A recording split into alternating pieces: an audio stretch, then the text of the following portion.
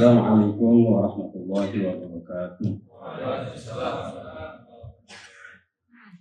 Bismillah, alhamdulillah, salatu wassalamu ala rasulillah, amma ba'du.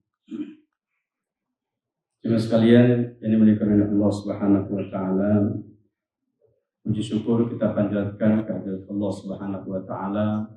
Salawat serta salam tidak lupa kita haturkan kepada junjungan kita Nabi besar Muhammad sallallahu alaihi wasallam, kepada keluarganya, para sahabatnya, serta para pengikutnya ila yaumil ma'ad. Jemaah sekalian, kita sudah masuk pada hari yang ketiga. Tentu harapan dan doa adalah bagaimana kita menjalani, melaksanakan Ramadan ini dengan penuh khusyuk, sehingga pahala kita tidak ada berkurang. Dan tentu juga kita berharap agar supaya Allah Subhanahu wa taala menjadikan kita sebagai hamba-hamba yang kuat, yang tidak mudah tergoda, yang tidak mudah terombang-ambing, sehingga kita khusyuk konsen melaksanakan ibadah penuh di bulan Ramadan. Amin. Jemaah sekalian, ada satu hadis yang diriwayatkan oleh Imam Nasai dari sanad Abi Hurairah. Hadisnya sangat masyhur, mungkin sebagian kita sudah hafal, karena hadis ini sering disampaikan di awal-awal Ramadan atau di target-target Ramadan. Nabi bersabda, "Atakum Ramadan, syahrun mubarakun, faradallahu alaikum siyamahu, tuftahu fihi abwabus sama, wa tughlaqu fihi abwabul jahim, wa tughallu fihi maradatu syayatin." Hadis ini di sebagian ulama mensahihkan. Nabi bersabda, "Telah datang kepadamu bulan Ramadan, bulan yang penuh berkah. Di dalamnya Allah Subhanahu wa taala wajibkan atas kamu berpuasa.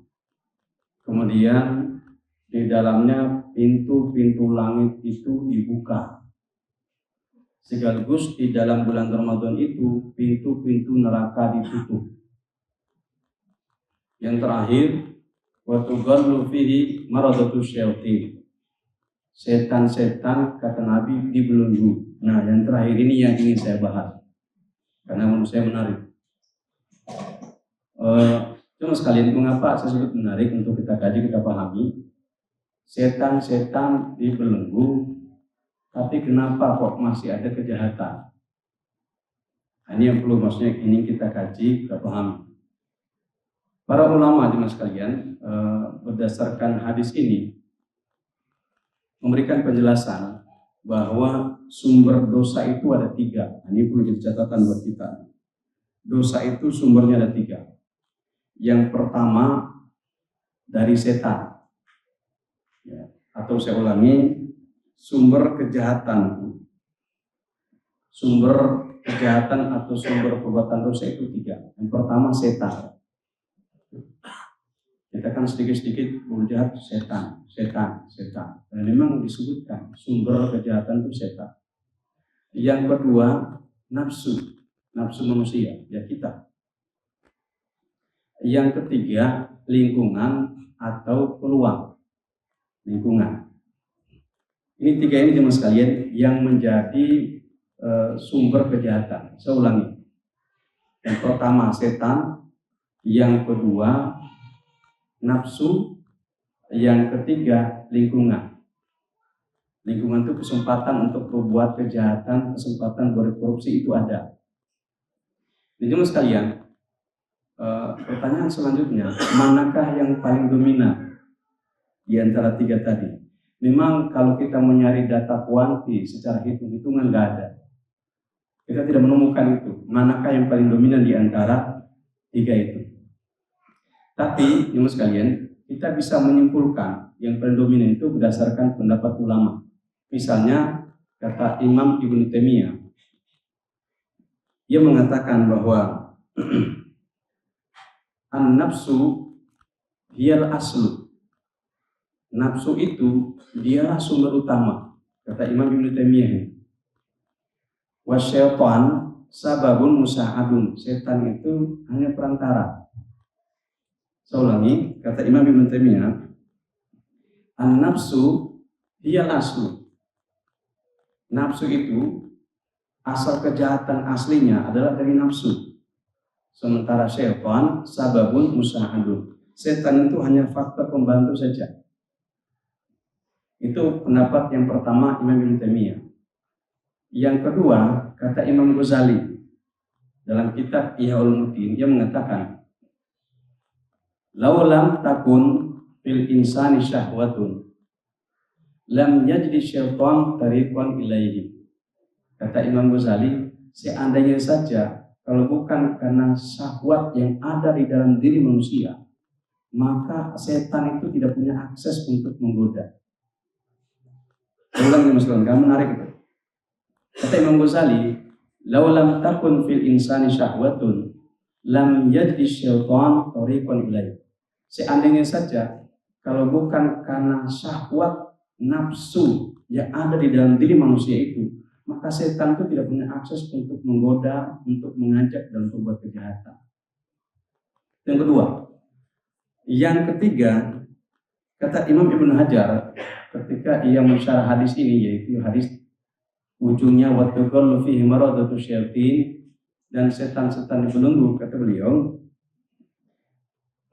pembelengguan setan katanya tidak berarti hilangnya kejahatan. Ya, pembelengguan setan yang ada dalam hadis itu di bulan Ramadan bukan berarti hilangnya kejahatan. Kenapa?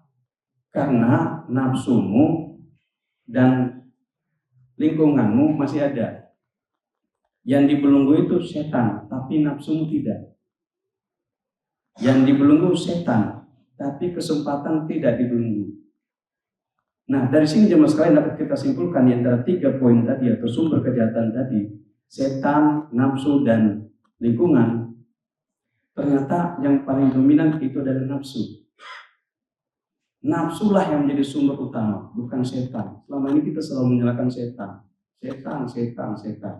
Ternyata sumber utamanya adalah nafsumu sendiri.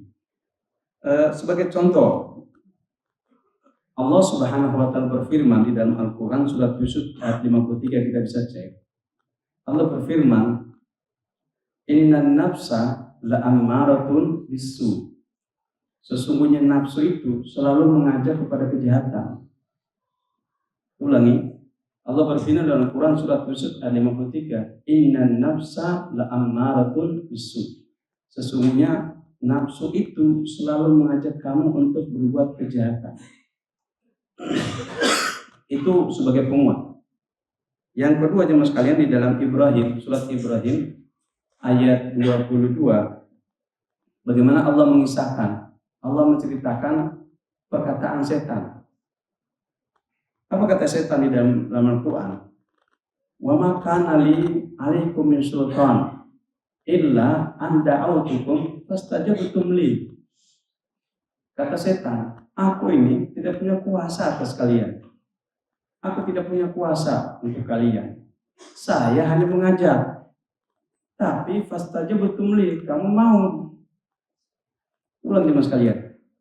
"Wa ma kana li 'alaikum min sultan illa an da'awtukum fastajabtum li." Aku enggak kuasa atas kalian. Saya hanya ngasih tahu, hanya ngajak. Ini loh ada duit. Ini loh ada proyek. Ini loh ada THR. Ya ambillah, ntar tobatlah belakangan itu. Aku hanya ngasih tahu, hanya ngajak, nggak apa-apa, ambil aja. Tapi pas saja ketemu, kamu mau nuruti, ya udah itu urusan ente.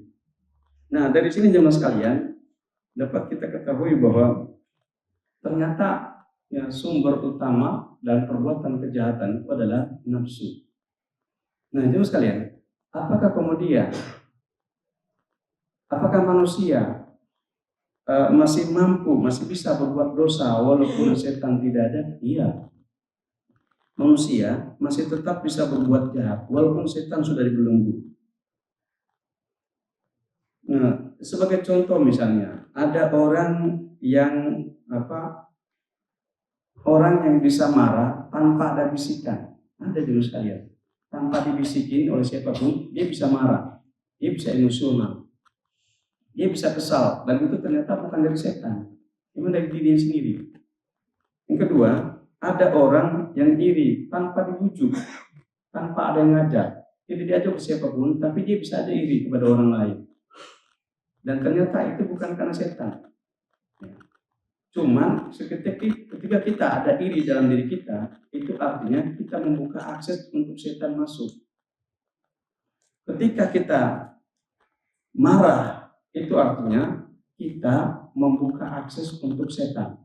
Makanya ada suatu ketika Nabi melihat seorang sahabat yang duduk itu lagi kesal sama sahabat yang satunya. Kesal karena kelihatan wajahnya kesal. Nabi kemudian kasih tahu, ini la'a'lamu kalimatan law qalaha la dhaba anhu al-ghadab. Aku ini tahu satu kalimat, seandainya dia mau mengucapkan kalimat ini, pasti marahnya bisa hilang. Law qala a'udzu billahi minasyaitonir rajim. Seandainya saja ia mau mengucapkan a'udzu billahi minasyaitonir rajim, pasti hilang, marahnya hilang. Kenapa? Karena marah tadi, kesal tadi adalah membuka akses buat setan masuk untuk menggoda kita. Nah, teman sekalian, ditambahkan lagi sebagaimana ditambahkan oleh Imam Ibnu Taimiyah, an-nafsu tataharrak ila syarri bi tabi'iha. Nafsu itu memang sudah diciptakan dalam keadaan untuk mengajak kita berbuat jahat. Itulah nafsu. Dan di Al-Qur'an disebutkan juga fa'alhamaha ujuraha wa taqwaha. Ujur dulu baru kemudian takwa disebutkan. Jadi kalau memang manusia lebih dominan kepada kejahatan, ya wajar karena itu disebutkan. Fa'alhamaha ujuraha wa taqwaha.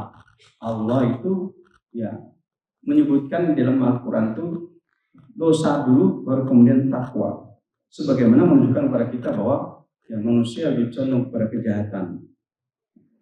Sebagai bukti empiris teman sekalian, kita tahu Nabi Adam. Nabi Adam itu kita semua tahu dalam sejarah-sejarah bagaimana Nabi Adam digoda. Siapa yang menggoda? Setan. Hanya menjadi pertanyaannya, bagaimana mungkin setan itu masuk ke dalam surga dan menggoda Adam? Kan begitu. Setan, Adam di dalam surga, kemudian setan masuk menggoda, kan itu tidak mungkin. Karena setan gak akan mungkin masuk ke dalam surga. Nah, ini kan luar biasa. Ternyata oleh para ulama menyebutkan setan itu membisikin dari luar. Karena setan gak bisa masuk. Tapi ketika Nabi Adam memakan itu, karena setelah dibisikkan oleh setan bahwa kamu dilarang oleh Allah makan ini, karena memang supaya kamu tidak kekal. Dibisikin oleh setan. Kemudian Adam, ya banyak para ulama menyebutkan, berpikir, kalau begitu mendingan saya makan. Nah, ketika dia makan itu bukan lagi setan, tapi memang nafsunya. Nah, karena kita mengatakan setan yang menggoda. Nah, bagaimana mungkin setan menggoda masuk ke dalam surga dan menggoda Adam? Nah, yang terakhir teman sekalian adalah ternyata puasa diturunkan oleh Allah bukan untuk mengalahkan setan. Karena setan sudah dibelenggu. Sudah nggak ada. Puasa Ramadan ini, ya, puasa ini diturunkan oleh Allah dalam rangka mentarbiyah nafsu kita. Mentarbiyah, mendidik nafsu. Jadi memang Ramadan itu adalah madrasah nafsu, madrasah sekolah nafsu. Sekolah untuk menahan ego, menahan nafsu, mendidik bagaimana kita mampu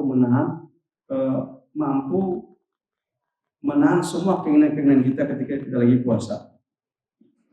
Nah, mengendalikan dorongan biologis termasuk di dalam jemaah sekalian. Karena dorongan biologis itu bukan setan, memang nafsu. Nah, dengan bulan Ramadan kita dikendalikan.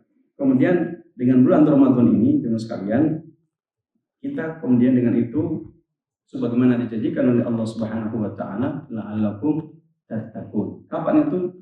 Jika kita melaksanakan puasa ini dengan tertib, dengan terapi, sesuai aturannya, maka endingnya sebenarnya ada dua yang sangat masuk. Yang pertama, ghufira lahu ma taqaddama min dzambi, dosa-dosanya diampuni oleh Allah. Dan yang kedua, menjadi orang yang bertakwa. Dan orang bertakwa pasti masuk surga. Teman sekalian, semoga Allah Subhanahu wa taala memberikan paham bagi kita memberikan ilmu serta memberikan kekuatan untuk mengamalkan dan juga menyampaikan. Billahi taufiq wal hidayah. Assalamualaikum warahmatullahi wabarakatuh. Waalaikumsalam.